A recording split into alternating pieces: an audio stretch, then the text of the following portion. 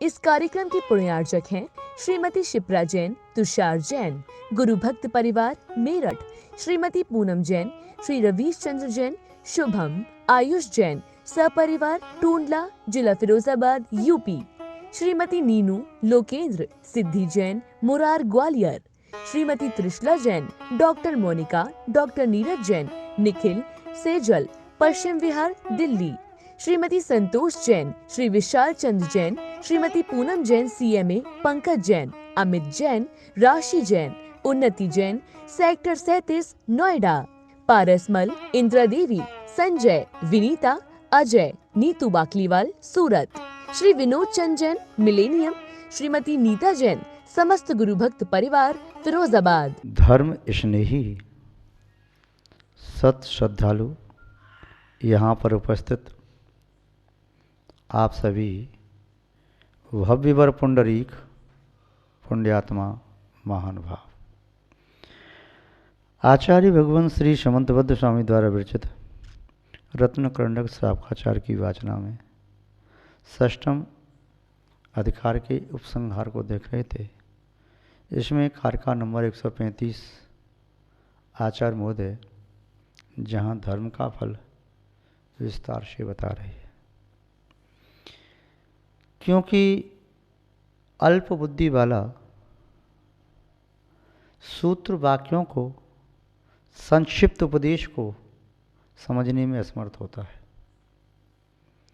यदि कोई कहे कि यह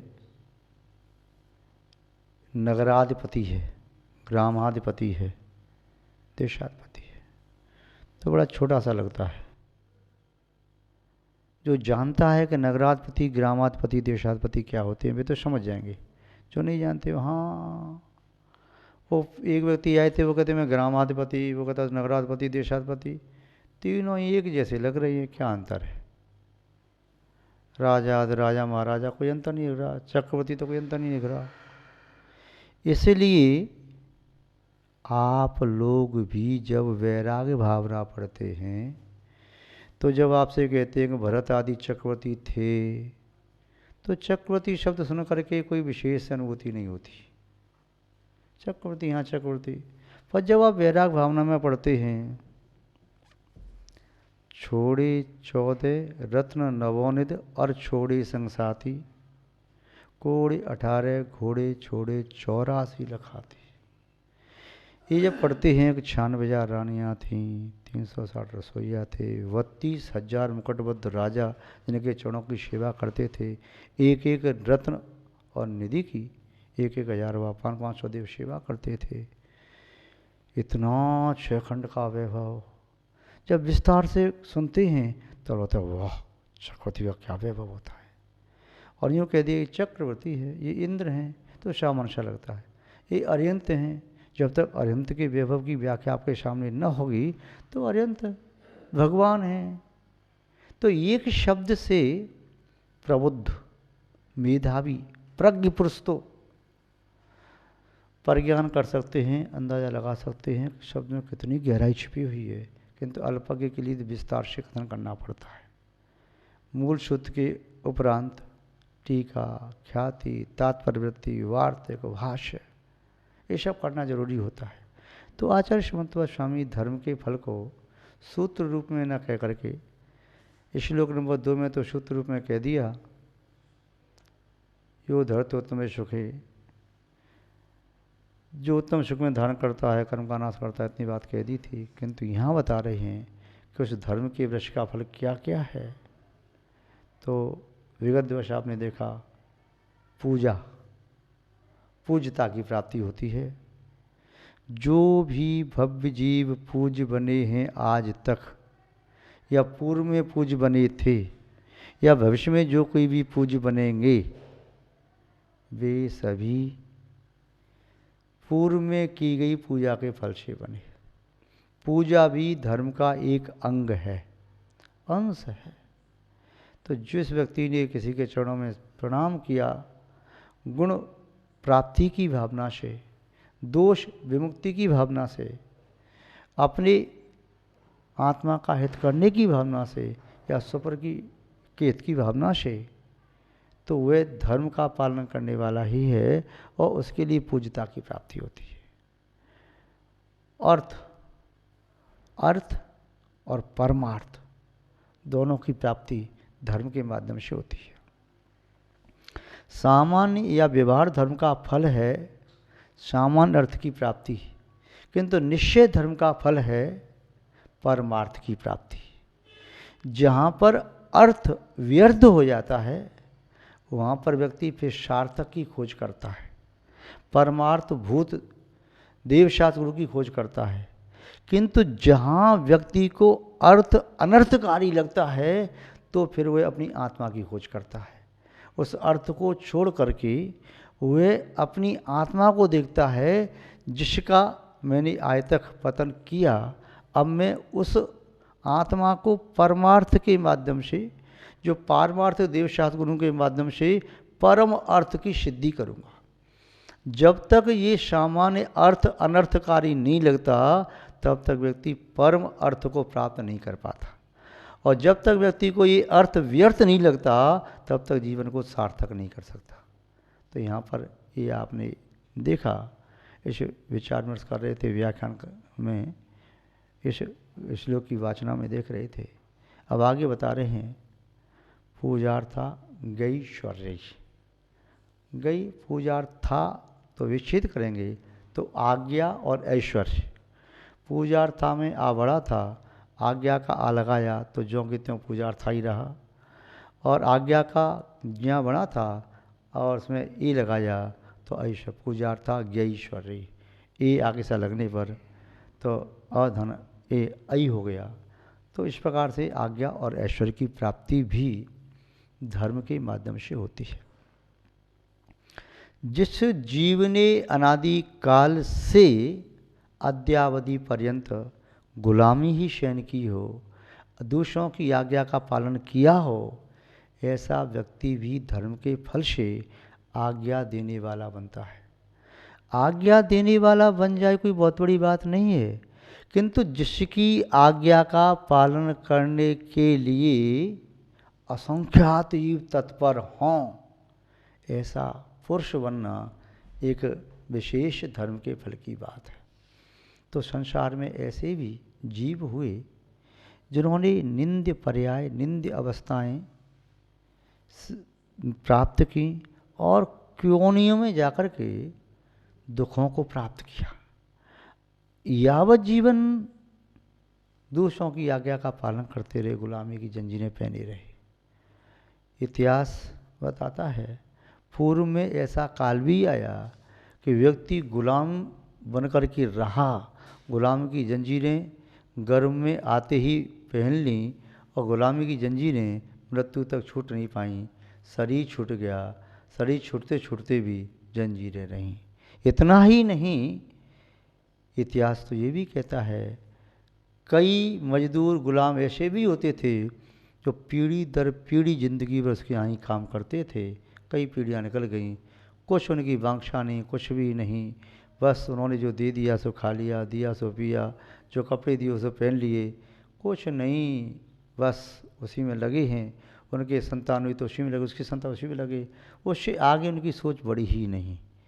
ऐसे व्यक्ति भी यदि धर्म की शरण में पहुंच जाते हैं तो वे कालांतर में आज्ञा का पालन करने वाले नहीं, आज्ञा देने वाले बन जाते हैं। अनुमोदना करने वाला शेर मुनिराज के समीप जाता है, बैठ जाता है, एक भव्य आसन भव्य बनकर के, श्रोता बनकर के मुनि महाराज ने उसे उपदेश दिया, जिस उपदेश के कारण उस शेर ने 5 अनुगतों को स्वीकार किया। आंखों से आंसू बहाता हुआ अपने पूर्व के कृत्यों पर पश्चाताप करने लगा। वह शेर सूखे पत्ते खाने लगा, हिंसा करना छोड़ दिया, झरनों का पत्तों से टकराया हुआ या गर्म पानी पीने लगा। अपनी वृत्ति अहिंसक उसने बना ली। वह शेर उस पर्याय को छोड़कर के देवगति में देव होता है, वहाँ से आकर के फिर राजा होता है। फिर उसने तपस्या आदि की, फिर वह स्वर्ग आदि की विभूति प्राप्त करता है, फिर वह ग्रीव अवस्था में पहुँचता है, मनुष्य भाव आकर के साधना करके फिर मनुष्य को प्राप्त किया, फिर सर्वासिद्धि आदि पहुँचा। क्रमशः ऐसे उत्तम उत्तम पदों को प्राप्त करता हुआ वही जीव इस भरत क्षेत्र के तृतीय काल के अवसान में धर्म की प्रवृत्ति करने के लिए उत्पन्न हुए श्री तीर्थंकर ऋषभदेव के ज्येष्ठ पुत्र होते हैं भरत चक्रवर्ती, जो एक त्रियंच पर्याय में था।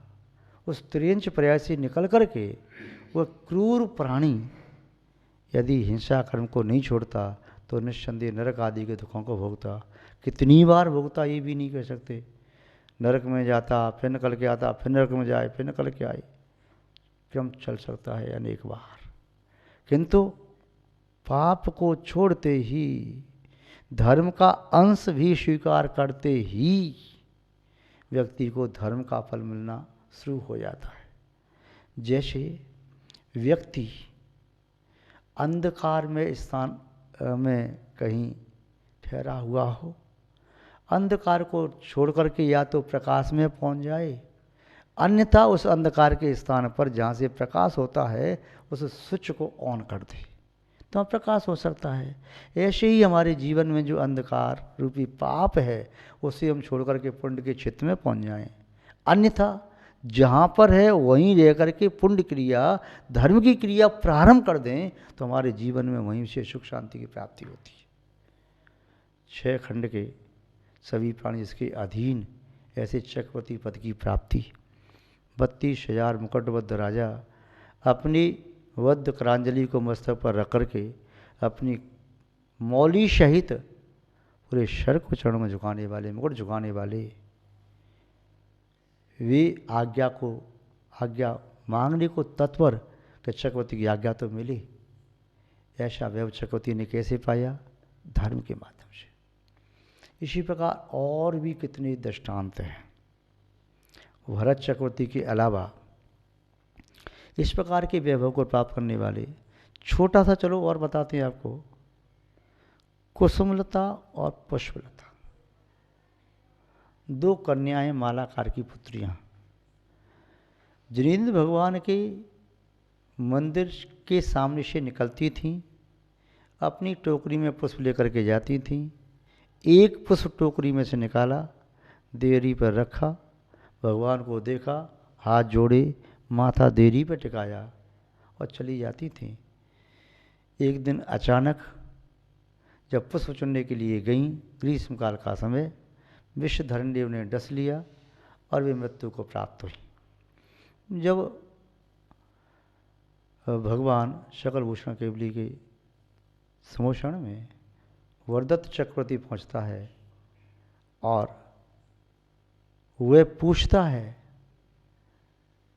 शिव गोस्ती तीर्थंकर के समोषण में वह वरदत्त चक्रवर्ती पूछता है कि ये 2 देवांगनाएं अभी क्यों आईं?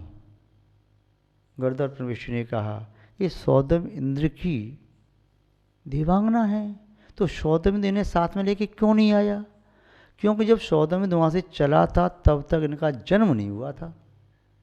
जन्म नहीं हुआ, अभी सौदम इंद्र की देवांगना बन गई। कैसे बन गई? ये मालाकार की बेटियां थीं और भगवान के सामने हाथ जोड़ के सिर झुका करके अपनी टोकरी में से एक फूल चढ़ाती। फूल चढ़ने के लिए आज गई प्रातःकाल, ग्रीष्म काल में गर्मी की अधिकता से सर्प आदि वहाँ पुष्प वाटिका में भ्रमण कर रहे थे और उनका पैर पड़ा, फुंकार मारी, डस लिया, मृत्यु को प्राप्त हुई।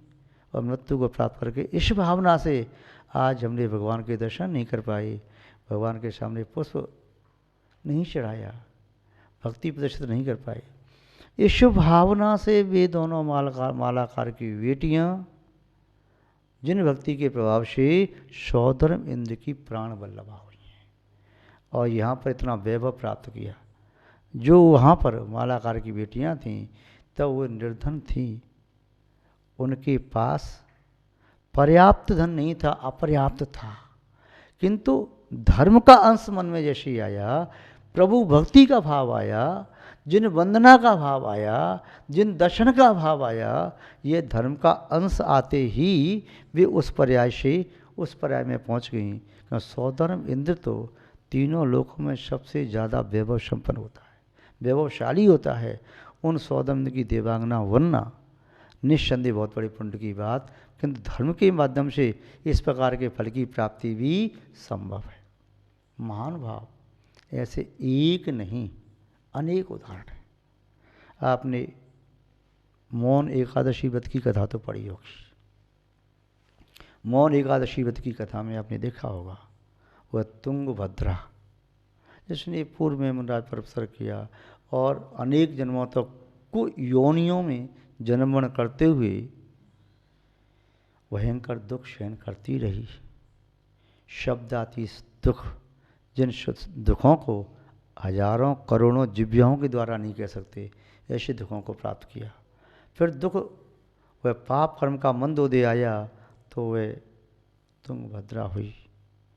शरीर से दुर्गंध आती थी, लोग उसके पास बैठना पसंद नहीं करते थे। शरीर पाप कृतियों उद्देश्य से, अशुभ नाम कर्म उद्देश्य से अत्यंत बेरूप था, दुर्गंधित था। आँखें पीली सी, नाक चपटी सी, बाल ऐसे कहीं अलग अलग से, दांत बाहर निकल रहे। उसकी देह संरचना यूँ कहें कि अतिशय कुरूप, जितने भी अशुभ लक्षण शरीर में होते हैं शायद उनमें से कोई उसे छूटा नहीं था। इतने पाप कर्म का उदय। मुनराज के दर्शन किए और मुनराज से एक व्रत ले लिया, मौन एकादशी व्रत। उस व्रत का पालन करते हुए वह कन्या आगे चल करके सुकौशल नाम का राजकुमार हुई। राजा हरिवाहन का पुत्र सुकौशल हुई। हरिवाहन अपने राजा सुकौशल पुत्र राजपुत्र सुकौशल को राज दे के दीक्षा लेना चाहता था, किंतु मंत्री था मौदगलिक। उसने अपने पुत्र से कहा, बेटा राजा दीक्षा ले लेगा, राजकुमार भोला भाला है, मैं राजकुमार को मार करके तुझे राज दे दूंगा। ये बात उस मंत्री पुत्र ने राजकुमार से कह दी कि मेरे पिता इस प्रकार से तुम्हें मारने की कोशिश कर रहे हैं। हरिवाहन ने दीक्षा ली। सुकौशल ने मंत्री को कारागार में डलवा दिया, मर करके वह शेर हुआ। सुकौशल ने अपना राज मंत्री पुत्र को दे दिया, उसने भी दीक्षा ले ली। उस शेर ने उपसर्ग करना चाहा किंतु बाद में संबोधन दिया। सुकौशल हरिवाहन दोनों ही मोक्ष को प्राप्त हुए। जो पूर्व भव में तुंगभद्रा थी, बिल्कुल ही पापन का फल भोगने वाली, अगले भव में मोक्ष को प्राप्त करने वाले सुकौशल हो गई। संसार की भूति को प्राप्त करने वाली हुई। उसे विरक्त होकर के आत्म साम्राज्य मोक्ष का भय प्राप्त किया। तो इसलिए हमें भी अपना चित्त धर्म में लगाना चाहिए। धर्म के माध्यम से यह लोक और परलोक दोनों सुखद होते हैं और अनंतर मोक्ष पद की प्राप्ति होती है। आज बस इतना ही, शेष वार्ता बाद में करेंगे। जय बोले श्री शांतनाथ भगवान की, परम पूज्याचार्य गुरुदेव श्री विद्यानंद महाराज की, अहिंसामय विश्व धर्म की। इस कार्यक्रम के पुण्यार्जक थे श्रीमती शिप्रा जैन, तुषार जैन, गुरु भक्त परिवार मेरठ, श्रीमती पूनम जैन, श्री रवीश चंद्र जैन, शुभम, आयुष जैन, सपरिवार टूंडला, जिला फिरोजाबाद, यूपी, श्रीमती नीनू, लोकेंद्र, सिद्धि जैन, मुरार, ग्वालियर, श्रीमती त्रिशला जैन, डॉक्टर मोनिका, डॉक्टर नीरज जैन, निखिल, सेजल, पश्चिम विहार, दिल्ली, श्रीमती संतोष जैन, श्री विशाल चंद्र जैन, श्रीमती पूनम जैन, CMA, पंकज जैन, अमित जैन, राशि जैन, उन्नति जैन, सेक्टर 37, नोएडा, पारसमल, इंदिरा देवी, संजय, विनीता, अजय, नीतू बाकलीवाल, सूरत, श्री विनोद चंद जैन, मिलेनियम, श्रीमती नीता जैन, समस्त गुरु भक्त परिवार, फिरोजाबाद।